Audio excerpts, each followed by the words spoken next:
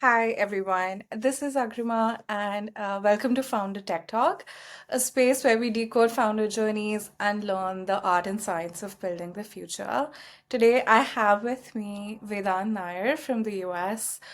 He's the founder of Miru, and today we'd be going headfirst into his journey of being an entrepreneur. So, hi, Vedant. Hey, Agrima, nice to be here. Super excited for this interview. Yeah, cool. So yeah, I'll just dive straight right into Sure, it. let's go for it. Yeah. So, just to begin with, if you had to describe your company to like a 10-year-old, how would you do it? Yeah, definitely.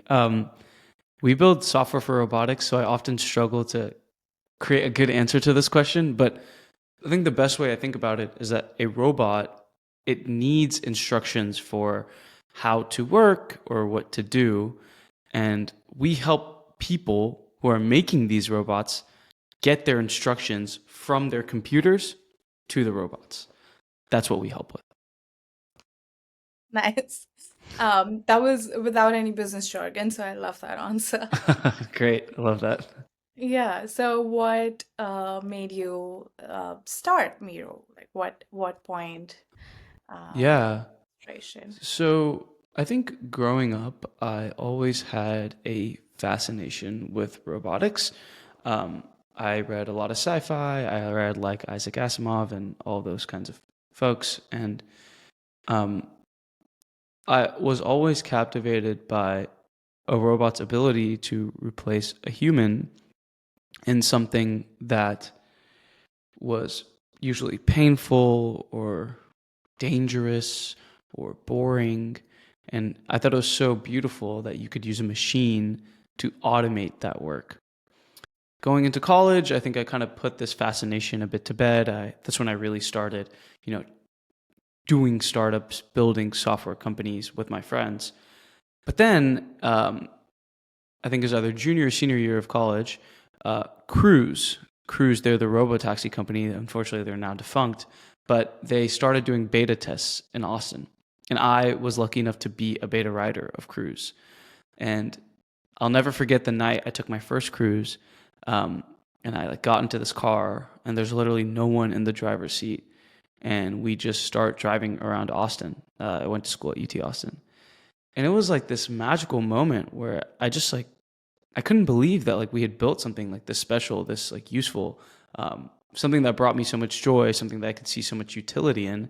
And I knew after that that I had to build something in the space to help the people who are making these magical experiences make their lives easier. And that set me and my friends down this windy, long path of trying to build different ideas in what I call like edge AI and computer vision, which are two like really impactful parts of the robotics kind of software stack. In that journey, we tried a bunch of different ideas. None of them really worked. We were doing like model optimization and just some very esoteric things. But the important thing that we did was that each week we had a hypothesis for what we were doing, and we tested it over and over. And the way we tested it was we talked to a bunch of founders, researchers, engineers in the space. And it was a few weeks, actually a few months of us kind of doing this wild goose chase where one day we talked to this founder and we gave him this pitch, we showed him his idea, and he's like, you know what, that's great. But you know what's really, really hard for me right now? You know what's so painful that I would actually pay you money if you solve this problem for me right now? Is deploying these models and this software to my devices, to my robots. And hearing that so clearly articulated and so cleanly put by a founder who has so much pain made me realize that we needed to solve this problem for him and make his life easier. And that's when we started Miro. And yeah, we haven't looked back ever since. Okay, so what was your most memorable day ones? What were your most memorable day ones as a founder? Yeah. I think there's like two separate moments I remember. Um, One was, kind of in this part where I mentioned that we were iterating a bunch and trying different ideas. Uh, We had previously been rejected by Y Combinator when we applied for one of their batches. But we were lucky enough to get another opportunity to make a pitch to YC for a later batch. And usually, like with YC, what happens is if they have good news, they call you, and if they have bad news, they send you an email. And they're pretty quick about it too. You'll do an interview on one day, and you might hear that same night. So we did our Y Combinator interview. This was spring of our senior year. None of us had jobs. We didn't know what we would do if we didn't get money. All we knew is that we were going to figure it out and we were going to make this company work. But honestly, yeah, we were looking for a lifeline. And we did this interview. Honestly, we did get some pretty tough feedback from our partners. They weren't sure, if we were the right people to build this, if we were technical enough to build this, if we had the chops to sell it. Some really harsh feedback, honestly. But for some reason or another, maybe they took a chance in us. Maybe they believed in us as founders, our doggedness, our willingness to not give up. They accepted us. And I remember my co-founder, Armel, running into the room, like waving his phone in the air, because on the other end was the YC partner who just told us that we were, we were accepted into YC, and that honestly things would change forever. The trajectory of our companies and our lives would change forever after that moment. And that was a really good moment. I remember, we had a balcony in our apartment, and I just like kind of sit out there like 2 a.m. at night, just like reflecting. I was like, I can't believe it. I can't believe that all the things that I had done, all the blood, sweat, and tears I'd put in, I'm now in YC. It was beautiful. In the second day one moment, that's probably a little less, poetic or magical, was, okay, great, you got into YC, but now that's the easy part. The hard part starts now, the day one of building your company, right? And we graduated from UT Austin. A week later, we packed up a U-Haul and we drove for like 2.5 days straight, like barely sleeping, from Austin to San Francisco. We get to San Francisco like late on like a Thursday afternoon, evening. We unpack everything, set everything up, exhausted. We fall asleep and wake up. When we wake up, I'm like, holy, like, this is it. This is the start of the company. Like, from here on, like, it's on us. It's on me to execute. And I'm like staring at all these blank white walls around me and my desk and my computer. And I was like, I guess it's time to make it happen. Like, this is the reality of being a founder, is that, it's not that glamorous. It's not that magical. It's just like a lot of boring days stacked on top of each other to execute. And it reminded me of Parker Conrad. He's the founder of Rippling. He has this nice line where he says, when you're starting a company, you're starting a startup, there's a really fine line between being an entrepreneur and just being some random guy sitting on your couch in your underwear, just on his laptop, right? And it made me feel like that. I was like, dang, I'm just like some guy in some room with a computer. The only delineation between being some random guy and being a founder is the work that I put in, the execution that I have. And that really felt like day one of the company. So yeah, I guess to summarize a long monologue is like, the day we got into YC and the day we actually moved to San Francisco and started building Miru were two of the most memorable days in my journey this far. And was like moving to San Francisco was the scariest part? I know the beginnings can be scary, fear of unknown, and like, not knowing how Yeah. to figure it out. Yeah. I think it was both scary and exciting. Being from Texas, we definitely had some sort of startup ecosystem. There was really successful people, but it all felt so far away, right? Like watching the social network, watching Mark Zuckerberg move to the Valley, that didn't feel like the world that I was in. But honestly, it felt like the world I wanted to be in. I wanted to be in the arena with all those people building, scaling. And I think I always wanted to move to San Francisco because I always felt like that would be the place that I could, chase my dreams. So that part was super exciting, that I was getting to fulfill that kind of, part of the hero's journey of my life. Yeah, the scary part was my parents are like thousands of miles away. I come from an Indian family where like family is very important. People, you sometimes, like, not sometimes, you live with your parents like into pretty old ages. Like the entire extended family is like one unit that is in a very close area to each other, and this was kind of breaking all of those norms. And I felt this was also at the time that I was graduating as well. So like graduating from college, moving to this next chapter, moving to a new city, it was a lot. It was really overwhelming to kind of take in and adjust to, and it really did feel like I was being thrown into the what is it called, like into the boiling pot. Like I was, you know, having all these changes at once, and it was really overwhelming. There's some really difficult times for sure, but I also felt like that was just a hyper personification of the startup journey, where it's so intense. All the feelings are intense: the feelings of joy, the feelings of sadness, the feelings of euphoria, of setback. So I don't know. It just felt like right that was also the time that I was starting my journey, moving to this new city. So glad you mentioned family, which brings me to my question, which I always ask, is Yeah. how were your early influences, and how did they affect, your childhood and your mindset? Yeah.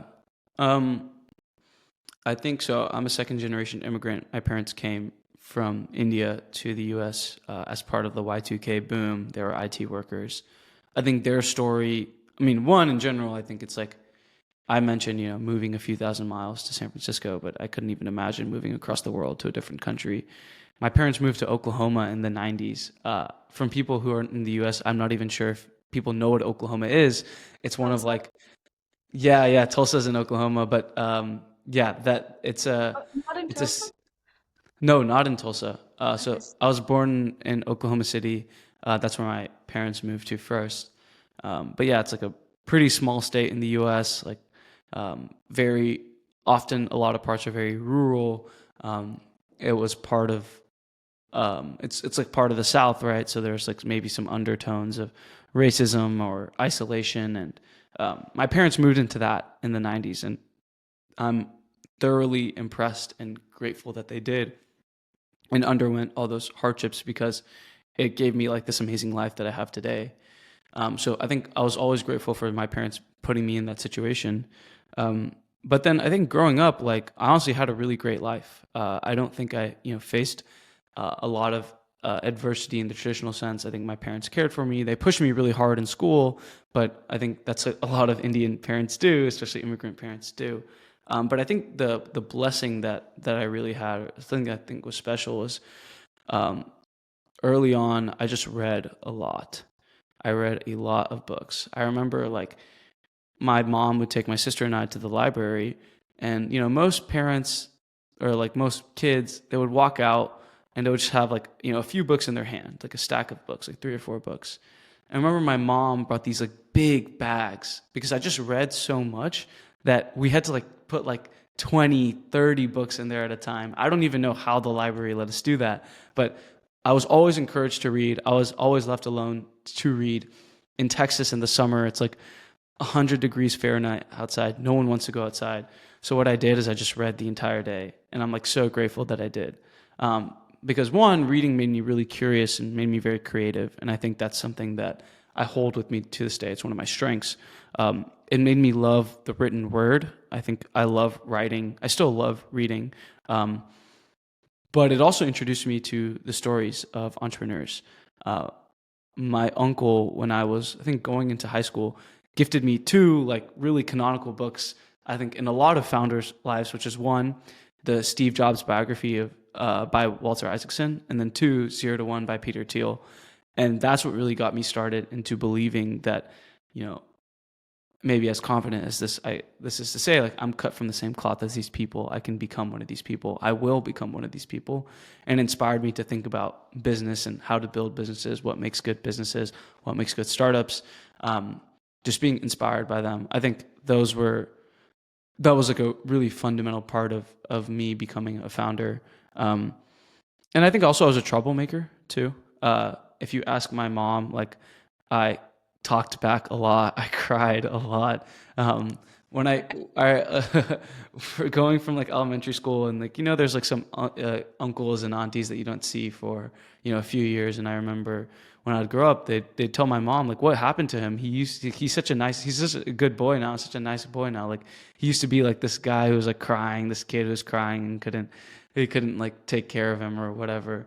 um I think I think the reason that was is because I always had some level of like independence and ferocity that I wanted to do things for better or worse my way.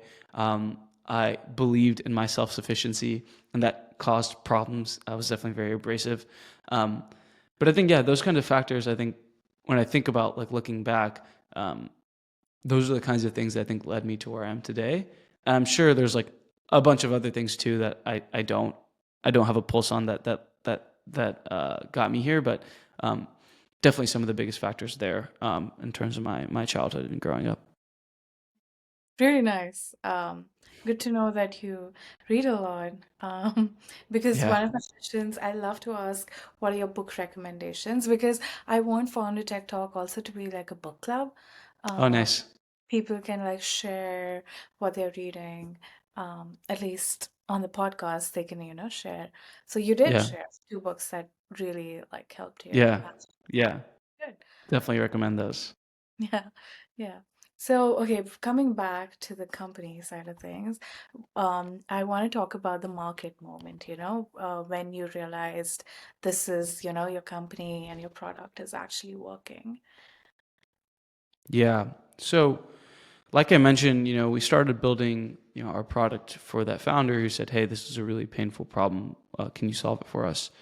Um, and a few months later, we had iterated a few times, and we were building this product, Miru, configuration management for robotics. And we had envisioned this kind of experience. We had built this MVP on how that experience would look, and we released it out into the world.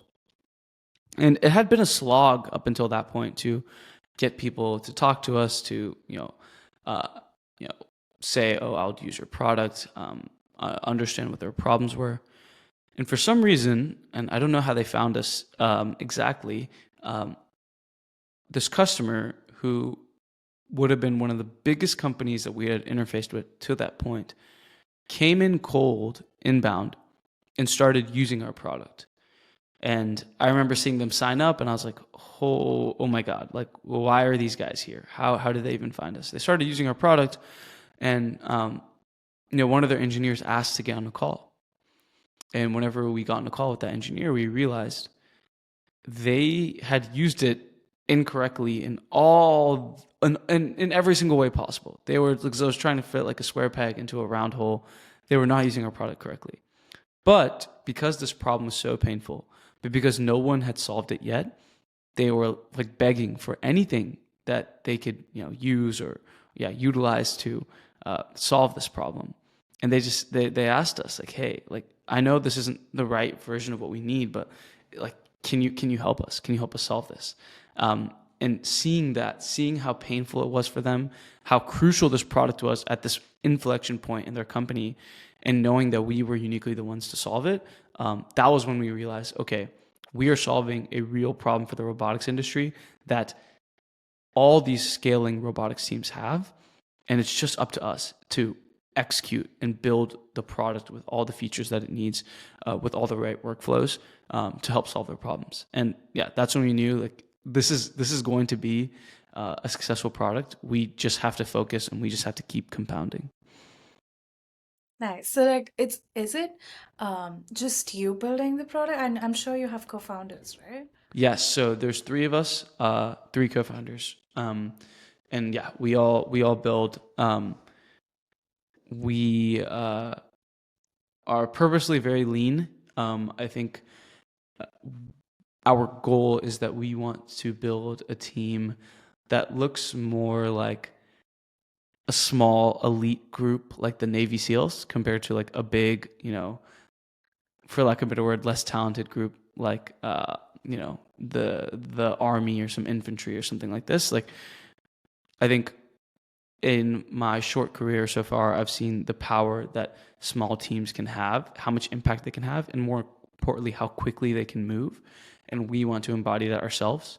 Of course, we're going to start hiring and scaling the team as we grow our product and revenue base, but we wanted to create a culture of small and fast in the early days of our company.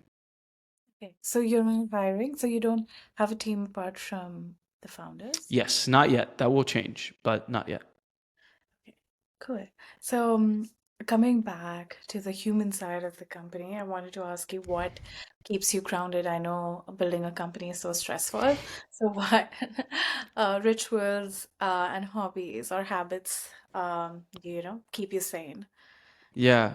Um, I think for me, as well as the rest of our company, health is a huge part of our culture. I think, um, in years past, especially in the Valley, working until you drop was kind of put on a pedestal, right? Like, oh, how many hours did you work? How little sleep did you get? People, I remember reading the Elon Musk biographies. He's also a different breed, but like, working late into the night and then drinking even later to the night while you're playing video games, waking up on a few hours of sleep and doing it all over again. Um, to me, that just sounded like a really, really good way to prevent yourself from working on your company and building the best product that you can for a really long period of time. Um, and I think for us, like we were all athletes in high school, and I think keep that same kind of athletic mindset where we want to treat our craft and treat our lives like Olympians. We want to train really hard. We want to eat very clean. We want to prepare very well so we can do our best and produce the best work. And so, yeah, because of all those things, we have a big culture around health. Also, selfishly, like I want to live for a really long time. I love being alive. I don't know what being dead is like, but being alive sounds pretty great. So I want to keep doing that. Um, so I think like I care a lot, and I try to make time every day for exercising. Um, Try to exercise before work, whether that's running. I'm training for a half marathon right now, but other than that, like just like, working out, lifting, all that stuff. But I think as a release valve, like I said, we were athletes in high school. We all played basketball in high school, and that's how we met each other while we are in college. I love playing sports, so I love playing basketball and football. But honestly, I'll play any sport as long as there's a competition on the line. I'm someone who's fiercely competitive. I love competing. I don't actually really like winning. I just hate like losing. It just sucks to lose. Um, and so I love being able to play sports and have that competitive spirit. Um, I think I don't know. It hones my mind to be a more effective, more disciplined, more intense founder and playing sports and competing. I think competition is just like a great thing for making you sharper. And so I always try to compete at different things.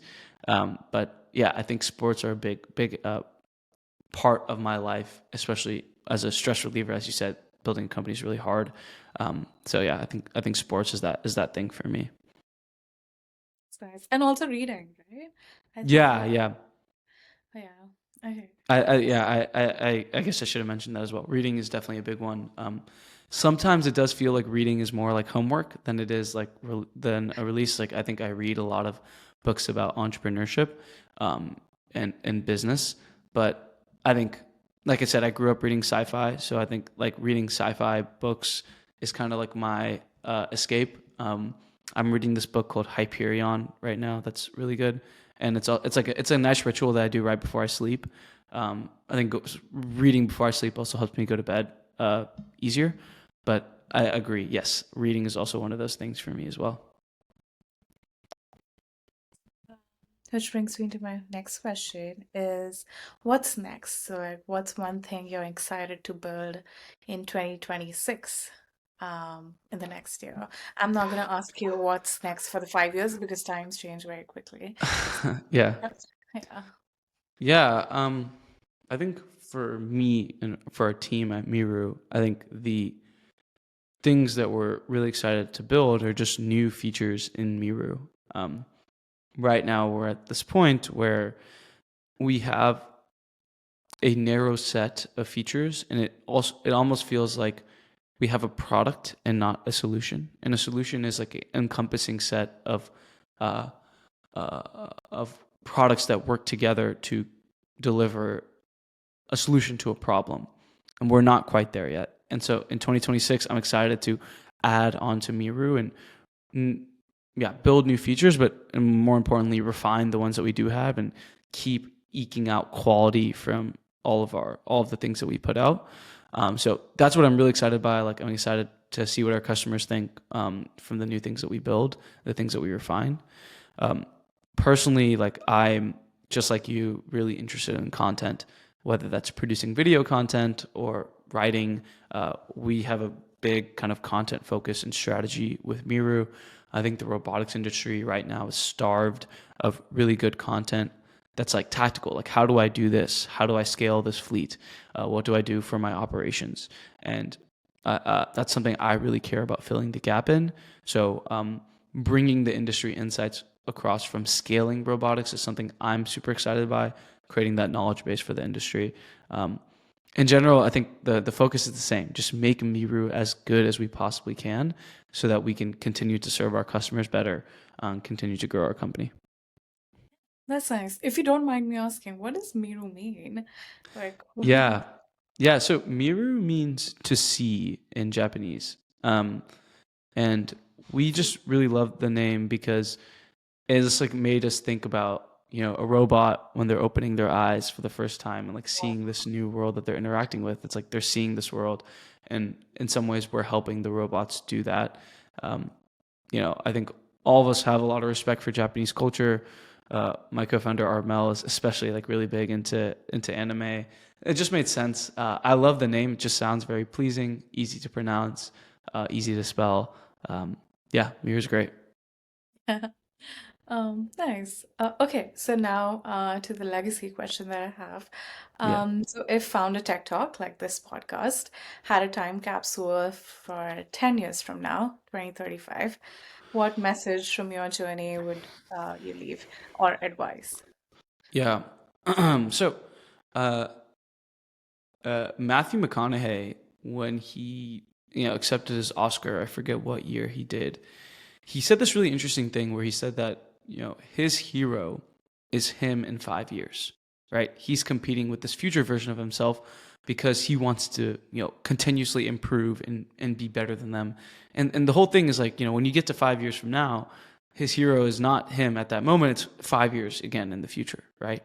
And so in some ways it's like about being the same beast but the different animal.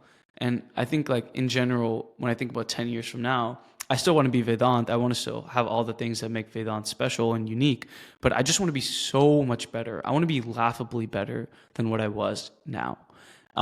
Like incredibly better. Like you couldn't even compare the two people, right? And so when I think about 10 years from now, my advice would be, okay, how do you get to that? How do you become this incredible version of yourself, this way better version of yourself? And it's just like you have to keep compounding, right? You have to keep putting in the work over and over, every single day, every single hour, every single minute to keep improving and growing as a person, as a founder, as an operator, as a builder, whatever. And my advice in that time capsule would be don't quit. Don't interrupt this compounding. Don't do anything else. Just work relentlessly at this thing for 10 years and you will get to where you need to be. The score will take care of itself. But if you really do care about, chasing that version of yourself in 2035 or 2036, don't quit. Don't give up the compounding. Don't interrupt it. That would be my advice for myself or other folks in 10 years. That's brilliant, actually. Like, I would love if you could, if you get a chance in 10 years to look back at this video and like Yeah, see I'm yourself excited to. saying all of this. Yeah, that'd be great. That'd be so cool. Yeah, I think that was all of my questions. That Awesome. was, yeah, I was very nice chatting with you, Vedant. Yes, likewise. Yeah, I think to the audience, whoever's listening, if you like this conversation, please share it with a friend. And if you're on YouTube, please like this video as well. Thank you. Hi. Okay, I'll just